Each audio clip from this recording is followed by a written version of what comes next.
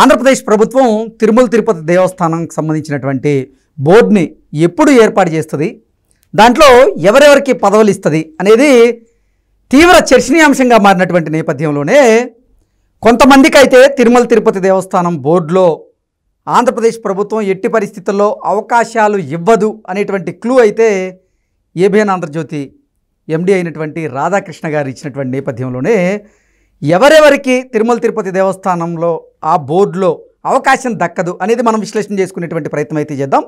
ప్రస్తుతం మనతో పాటు ఉన్నారు ప్రముఖ రాజకీయ విశ్లేషకులు, ప్రముఖ సీనియర్ జర్నలిస్ట్ సిఎస్ రావు గారు. సార్తో మాట్లాడదాం. సార్ నమస్తే. సార్ నమస్తే. వీకెండ్ కమెంట్ బై ఆర్కేలో తిరుమల తిరుపతి దేవస్థానానికి సంబంధించినటువంటి బోర్డుని ఎప్పుడు ఏర్పాటు చేస్తున్నారని, దాంట్లో ఎవరెవరికి అవకాశం దక్కబోతుంది అనేటువంటి ఒక క్లూ అయితే ఇచ్చారు. అంటే ఇన్ని రోజులు మనం చూసుకున్నట్లయితే అసలు ఆంధ్రప్రదేశ్ ప్రభుత్వం తిరుమల తిరుపతి దేవస్థానం బోర్డు ఎప్పుడు ఏర్పాటు చేస్తుంది, దాంట్లో ఎవరెవరికి పదవులు రాబోతున్నాయి అనేది తీవ్ర చర్చనీయాంశంగా అయితే మారింది. ఈ నేపథ్యంలోనే రాధాకృష్ణ గారు ఒక క్లూ అయితే ఇచ్చారు.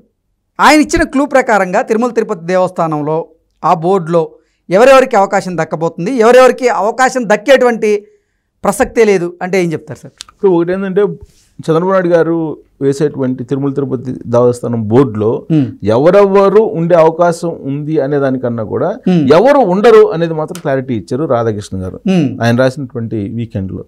ఆయన రాసినటువంటి వీకెండ్ మీద ఎందుకు విశ్లేషణ చేసుకోవాల్సి వస్తుందని అంటే, డెఫినెట్గా దానికి సంబంధించినటువంటి కొంత ఇన్పుట్స్ పగడ్బందీగా ఉంటాయి అనేది ఒకటి.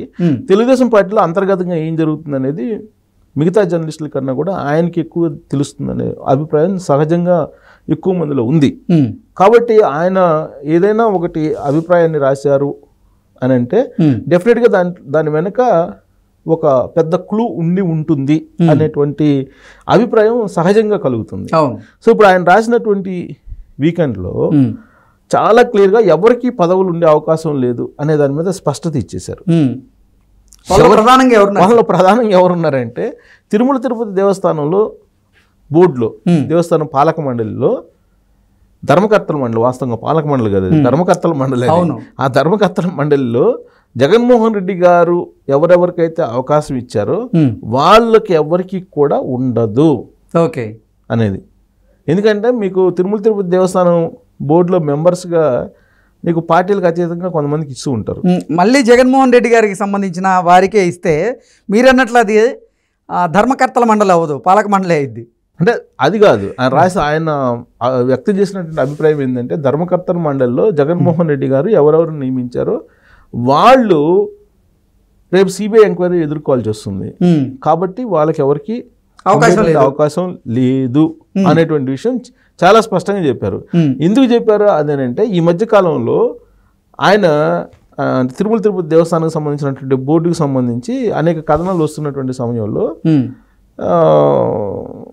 కొంత ఏంటంటే కొన్ని పారిశ్రామికవేత్తలకు ఇస్తారని, అసలు మెగా కృష్ణారెడ్డికి కూడా ఇస్తారని, మైహోం రామేశ్వరరావు గారికి కూడా ఇస్తారని, ఇలా శేఖర్ రెడ్డి గారికి ఇస్తారని, ఇట్లా రకరకాల స్పెక్యులేషన్స్ వచ్చినాయి. ఈ స్పెక్యులేషన్స్ అన్నిటికి కూడా శాశ్వతంగా సమాధి చేస్తూ వీకెండ్లో రాధాకృష్ణ గారు ఒక స్పష్టతనైతే ఇచ్చారు. గతంలో మనం చూసాం, ఇప్పుడు శేఖర్ రెడ్డి గారు అప్పట్లో రాజశేఖర రెడ్డి గారుకి బాగా ఉండేవాళ్ళు, జగన్మోహన్ రెడ్డి గారు బాగా ఉండేవాళ్ళు. తర్వాత చంద్రబాబు నాయుడు గారు అధికారంలోకి వచ్చిన తర్వాత ఆయన మళ్ళీ బోర్డు మెంబర్ అయ్యారు కదా. సో అందువల్ల స్పెక్యులేషన్స్ ఎక్కువ వచ్చినాయి, రకరకాల వాళ్ళ పేర్లు. ఇప్పుడు మెగా కృష్ణారెడ్డి గారు ఉన్నారు, ఆయన పార్టీ ఏదున్నా కానీ ముఖ్యమంత్రులు అందరితో కలుస్తూ ఉంటారు, అన్ని పార్టీలకి డొనేషన్స్ ఇస్తూ ఉంటారు, పార్టీ ఫండ్స్. అలాంటి వాళ్ళకి పార్టీలకు అతీతంగా చూసుకుంటూ ఉంటారు. అవును. సో మైహోం రాజేశ్వరరావు గారు ఉన్నారు, మైహోం రామేశ్వరరావు గారు ఏంటి, ఆయన బోర్డు మెంబర్గా ఉన్నారు జగన్మోహన్ రెడ్డి గారు హయాం మొత్తం. మళ్ళా ఈ బోర్డులో కూడా ఉంటారా అని అంటే కొంతమంది ఉంటే ఆశ్చర్యం ఏంటి అని చెప్పి చర్చ కూడా నడిచింది. కాబట్టి ఇలాంటి వాటి అన్నిటికీ తెరతీస్తూ జగన్మోహన్ రెడ్డి గారు తిరుమల తిరుపతి దేవస్థానానికి సంబంధించినటువంటి బోర్డులో ఎవరెవరిని నియమించారో వాళ్ళలో ఒక్కరు కూడా ఉండేటువంటి అవకాశం లేదు. ఒకవేళ ఉంటే కనుక అది నేరం కింద లేదంటే తప్పు కింద భావించాల్సి ఉంటుందనే యాంగిల్లో ఆయన రాశారు. దానికి కారణం ఏంటంటే, ఇప్పుడు సుప్రీంకోర్టు ఆదేశాల ప్రకారం ఏం జరిగింది, ఒక స్వతంత్ర ప్రతిపత్తి గల ఒక సంస్థని ఏర్పాటు చేసింది విచారణకి. దాంట్లో కేంద్ర రాష్ట్ర ప్రభుత్వాలు భాగస్వామ్యం ఉంది. కేంద్ర ప్రభుత్వం అక్కడి నుంచి ఐపీఎస్ఎల్ని కొంతమంది, రాష్ట్ర ప్రభుత్వం ఓ ఇద్దరు ఐపీఎస్ఎల్ని, ఒక ఫుడ్ సంబంధించినటువంటి నిపుణుల్ని FFSAని ఒక నిపుణుని వేస్తారు. ఐదుగురితో కూడినటువంటి కమిటీని వేశారు, స్వతంత్ర కమిటీ. అది విచారణ చేస్తుంది. సిబిఐ అది, అంతే కదా. సిబిఐ డైరెక్టర్ మానిటర్ చేస్తుంటారు. వాళ్ళు వచ్చి ఎవరిని విచారించాలి? బోర్డు సభ్యుల్ని విచారించాలి. ఎందుకు బోర్డు సభ్యుల్ని విచారించాలి అని అంటే, జగన్మోహన్ రెడ్డి గారు అప్పట్లో ఒక కమిటీని వేశారు ఈ బోర్డు సభ్యులతోటి. మార్కెటింగ్ కమిటీని ఒక దాన్ని వేశారు. ఆ కమిటీ ఏం చేస్తుంది? ఎవరెవరికి టెండర్ ఎప్పుడెప్పుడు కాల్ఫర్ చేయాలి, ఎలా కాల్ఫర్ చేయాలి, ఆ నిబంధనలను ఎలా సరళించాలి, లేదంటే నిబంధనలు ఎలా పెట్టాలి, వీటన్నిటిని అక్కడ ఇచ్చారు. తర్వాత అక్కడ కమిటీల్లో ఈ మార్కెటింగ్ కమిటీ ఒకటి, తనిఖీలకు సంబంధించింది ఒకటి, ఇట్లా రకరకాలు ఉన్నాయి. మొత్తం మీద ఈ కమిటీలు ఏమి సూచనలు సలహాలు ఇచ్చినా కానీ తిరుమల తిరుపతి దేవస్థానానికి సంబంధించిన బోర్డులో తీర్మానాలు పెడతారు. ఆ తీర్మానాలని ఆమోదించేది ఏది? తిరుమల తిరుపతి దేవస్థానం పాలక మండలి, ధర్మకర్తల మండలి. ఈ ధర్మకర్తల మండలికి సంబంధించి ఏ తీర్మానం పాస్ అయినా సరే అందరూ సంతకం పెట్టాలి. సంతకం పెట్టిన ప్రతి వాళ్ళు ఇప్పుడు ఈ నెయ్యి కల్తీలో భాగస్వాములే.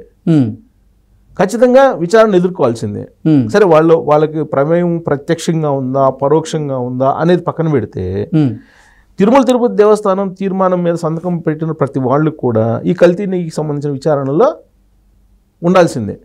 విచారణ సిబిఐ వీళ్ళందరికీ నోటీసులు ఇస్తుంది. వీళ్ళందరికీ నోటీసులు ఇచ్చి వీళ్ళందరినీ కాల్ఫర్ చేసి వీళ్ళందరినీ కూడా పిలుస్తుంది. వీళ్ళందరూ యొక్క వ్యక్తిగతమైనటువంటి అభిప్రాయాలతో పాటు పాలక మండలిలో జరిగినటువంటి చర్చ అవన్నీ కూడా పరిశీలిస్తుంది. ఇప్పుడు ఏఆర్ ఫుడ్స్ ఉంది. ఇప్పుడు ఏఆర్ ఫుడ్స్ సంబంధించి ఎందుకు ఇచ్చారు మీరు? ఏఆర్ ఫుడ్స్కి ఏ ప్రాతిపదికన ఇచ్చారు? ఏఆర్ ఫుడ్స్ రేటు తగ్గించి ఎలా ఇవ్వగలుగుతుంది? దీని మీద మీరు పరిశీలించారా?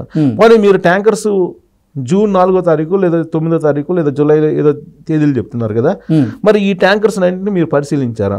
పరిశీలించే వ్యవస్థ మీ దగ్గర ఉందా? లేదంటే అవి ఎందుకు అనుమతించారు? మీకు ఎవరు చెప్పారు?